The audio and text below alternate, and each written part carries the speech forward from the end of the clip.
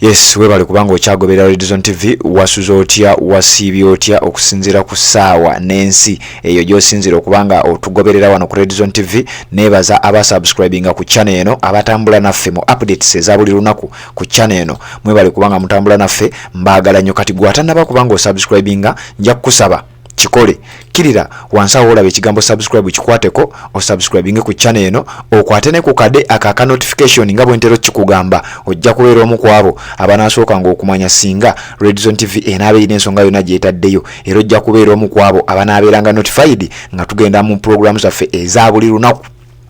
So kati nkubuuzaako ekyokola kya mutawaana nnyo okubanga okyali ku Redison TV webale kubanga kwoli olunaku olwaleero ennaku z'omwezi ziri 20 omwezi gwa 11 omwaka 2023 nina updates zembadde nina okubanga nkuleetera ng'amawulire gano gandibadde ng'ag'essanyu naye ate nga ku sayidi endala si mawulire ga ssanyu kubanga omukyalo oyo gw'olaba ku screen yo amanyiddwa nga Olivia LUTAAYA y'omu ku baana aba National Unity Platform abaabuzibwawo nga na buli kati tebamanyiddwako mayitire gaabwe.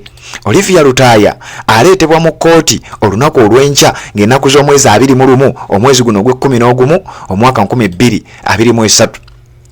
Olunaku luno lugenda kuba lwa byafaayo kubanga bannayuganda bangi bannankyukakyuka bangi abawagizi b'ekibiina ekya National Unity Platform bangi abawagizi ba Robert Kyagulanyi Ssentamu bangi bakkiriza nti omukyalo ono olunaku lw'enkya ateekwa okuba nga ateebwa. Bangi bakoowodde bannaabwe nga bagamba nti bannaye mubeereeyo nnyo muteekeewo nnyo embeera era ne beebaza abo bonna ababadde bayimiridde ku mazima abasigadde nga bakyapostinga omwana ono nga bakyabanja obwenkanya obwa Olivia LUTAAYA. Ngenda kukuwa ebimu ku byafaayo by'omukyalo ono bambi n'engeri gye yakwatibwamu otegeere ebbanga lyamaze mu kkomera abadde mu mbeera ki abadde awozesebwa ku musango ki.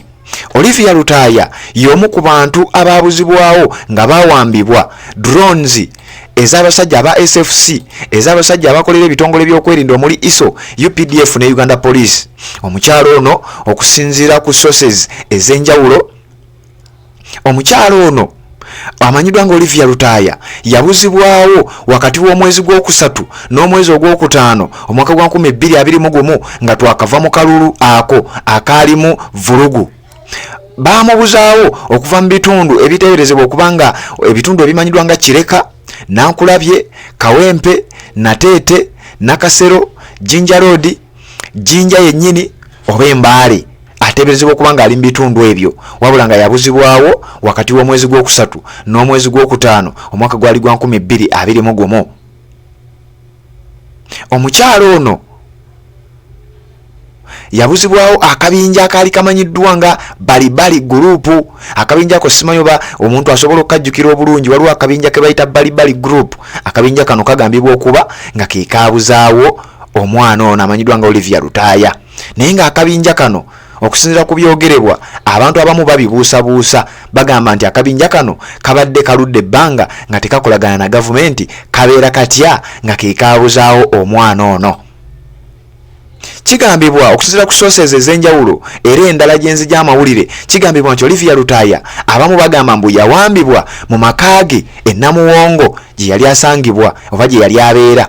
Omukyalo ono Olivia LUTAAYA baamuwamba ku lunaku olw'abakyala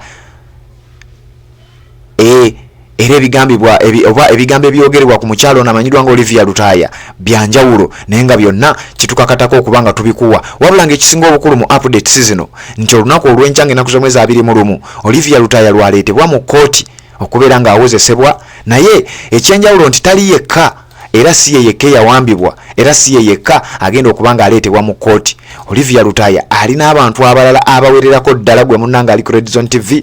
Kyenjagala okubanga nkutegeeza nti olunaku olw'enkya ng'ennaku z'omwezi 21 musabiddwa gwe wenna akkiririza mu nkyukakyuka nti olina okubanga obeerawo obanje obwenkanya oteekewo embeera okulaba nga Olivia LUTAAYA ateebwa oba aweebwa wakiri bail abeere ng'ava mu kkomera akomewo abenga alaba famire ye n'abantu be baddemu okubanga bamukubako eky'omulubaale.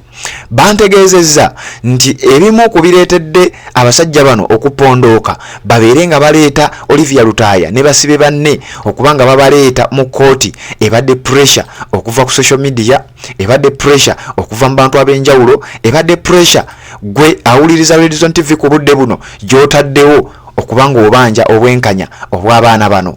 Kitegeerekese nti gwe ne bw'oba toyina mukutu gupostinga naye ng'ogoberera ffe abapostinga, kati ekyokulabirako oli ku Red Zone TV kw'obirabira n'osharinga n'oteekako komenti n'otegeeza n'abalala ne babeera bangi ababiraba, naawe oba olina contribution gy'okoze ku kubanja obwenkanya obw'abasibe bano. Jjukira ebbanga lino lyonna ennaku mbale eziyise ababaka mu paalamenti y'eggwanga naddala abali ku ludda oluvuganya abakulemberwa Honorable Mathias Mpuuga Nsamba baateeka akazito ak'amaanyi ku gavumenti oluvannyuma lw'ebigambo Robina Nabbanja bye yavaayo n'ategeeza nti John Bosco Kibalama n'abasibe abalala be babalina. Ebigambo bino byaleetera Nabbanja ebizibu era byaleetera gavumenti ebizibu, ne bategeeza nti bagenda kutandika okukonsidalinga ekyokuleeta reports ezikwata ku bantu bano, era nga wetwogerera Olivia Lutaaya ne banne abalala be yasibibwa nabo be yawambibwa nabo bagenda kubanga baleetebwa mu kkooti ng'ennaku z'omwezi 21 omwezi gugenda kuba guno gwennyini lunaku lwanca agenda kubanga aleetebwa mu kkooti. Wabula wano ku Red Zone TV tukutegeeza nti byonna ensonga zonna nga bwe zigenda okubanga zigenda mu maaso ogenda kubanga obifuna, era tukusaba osigale ng'otambula naffe ku Red Zone TV ensonga zonna zibeere nga zikutuukako. Njagala kusooka bakulisaayo abatambudde naffe olunaku lw'ejjo naddala mu mbaga eya Kyabazinga wa Busoga, mukulikireyo ddala, mwebale kutambula na Red Zone TV. Twagezezaako okubawa updates ezabadde zitambula mu kitundu eyo eky'ebusoga n'ebintu ebirala byonna ebyabadde bigenda mu maaso. Mwenna mwebale kubanga mwatambudde naffe, mwebale kubanga mwakyuzinze Red Zone TV. Ate n'amawulire amalala, waliyo bannayuganda abali mu ggwanga erya Germany babadde bataddewo embeerera nga beeyiye ku nguudo z'ebibuga ebyenjawulo mu ggwanga eryo nga balaga obutali bumativu bwabwe ku lunaku olumanyiddwa nga olw'18 olunaku olukulu olumanyiddwa naddala mu bannankyukakyuka nti lwe lunaku Robert Kyagulanyi Ssentamu lwe baamukwatirako, era abantu bangi baafa ku lunaku olwo, kyova olaba nga luba lwakujjukira. Kakati mu ngeri y'emu njagala okutegeeza olunaku lwaleero ng'ennaku z'omwezi 19 mu nsonyiwemukko katono wali nkozemu ensobi. Olunaku lwaleero ng'ennaku z'omwezi 19 babayise mwenna waliwo kye bayita special prayer wali ku kitebe kya National Unity Platform e Makerere Kavule, era wetwogerera ensonga zitandise okubanga enteekateeka zitandise okubanga zigenda mu maaso. Red Zone TV wetuli okubanga byonna tugenda kubanga tubikutuusaako. Robert Kyagulanyi Ssentamu omukulembeze w'eggwanga omulonde by ssaawa 3 ku NUP headquarters agenda kubanga atuuse, yabadde alina okubanga atuuse naye nga yamumanyi jamuwa mu kibuga Kampala n'ebintu ebirala ebitali bya bulijjo ebiteebereka bireese enteekateeka okubanga ziyimiriddemu, naye nga wetwogerera ekintu kigenda kubanga kitambula essaawa yonna. Weekuumire ku Red Zone TV, ensonga zonna zigenda kubanga zikutuukako, ogenda kubanga buli kimu okifuna bubaya sana nnyo. Omukyala amanyiddwa nga Olivia Lutaaya njagala okutegeeza nti agenda kuba aleetebwa mu kkooti ennaku z'omwezi zigenda kubanga 21 omwezi guno gwennyini lugenda kuba lunaku lwakubiri si lwanca. Awo mu nsonyiwemukko katono deeti mbadde bampadde endala, naye zigenda kubanga ennaku z'omwezi 21 olunaku lugenda kuba lwakubiri kubanga leero lwa Sunday ennaku z'omwezi ziri 19 so nga 21 lujja kuba lunaku lwakubiri ajja kuba aleetebwa mu kkooti. Kati olunaku lwaleero nga 19 Makerere Kavule ku kitebe kya National Unity Platform ekiri e Makerere Kavule ekimanyiddwa waliwo kye bayita special prayers okusabira emyoyo gy'abagenzi abo abaafiira mu bwegugungo obwo obwaliwo mu mwaka gwa 2020. Lunaku lwaleero bw'obanga oli ku mpimpi osobola okuyitayo ku kitebe kya NUP n'obanga ensonga naawe ozibeera wakati mu nsonga zennyininyini. Omusajja amanyiddwa nga Isaac Kitanda ow'Ekasanda ogamba otya muganda ngwe bali kubanga gy'oli antegeezeza nti naye agenda kubanga abeerayo obutereevu nnyo wali ku kitebe kya National Unity Platform e Makerere Kavule. N'abantu abalala mwenna abanaasobola okubanga mutambula okubanga mugenda mu kusaba okwo mbaagaliza olugendo olulungi. Red Zone TV ku oli bwe batonaba kubanga osubscribinga kikole tubeere nga tutambula.